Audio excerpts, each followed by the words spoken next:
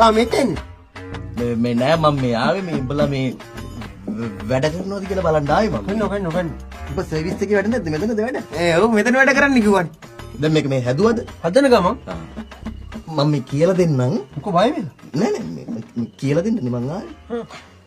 මේ කෑල්ල තමයි වාහනයක පුලිය කියන්නේ. මේ කෑල්ල? ඔව් වාහනයක තියෙන පුලිය තමයි මේක. එක පුලියද තියෙන්නේ? එක පුලියයි තියෙන්නේ.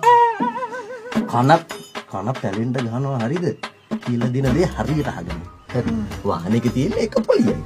එතකොට කුලිය කියලා කෑල්ලක් නේ.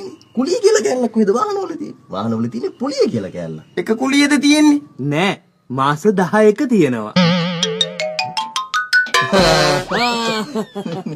මේ අපේ කුලී මහත්තයා. ඔයා එන්නකෝ. එන්නකෝ එළියට එන්නකෝ. එනවා. එළියට එන්නකෝ කුලිය ගන්න. කුලිය හද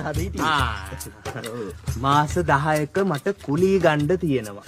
ඔව් ඒ කියන්නේ තව මාස දෙකකින් අවුරුද්දක් වෙනවා. ඒකනේ ඒකත් තේරෙනවා නේද? දැන් මට කීයක කුලිය දෙනවද අද? අපි මාස කිහිපයක දෙන්නම් කුලී. ඔව්. කීයකද? එකක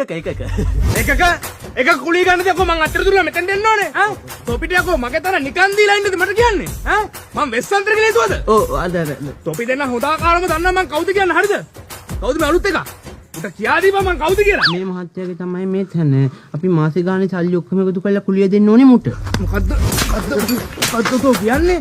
ඈ යකෝ මේ හෙට උදේට මට කුලිය සල්ලි ගෙවුව නැත්තම් මං කැරි එකක් ගන්න මේ ඔක්කොම පටවලා උස්සයි යනවා ඈ. මම නරක මිනිහා කරගන්න බෑ. දන්නේ උඹලා මං කවුද කියන්නේ? අයියෝ වෙනන්නේ?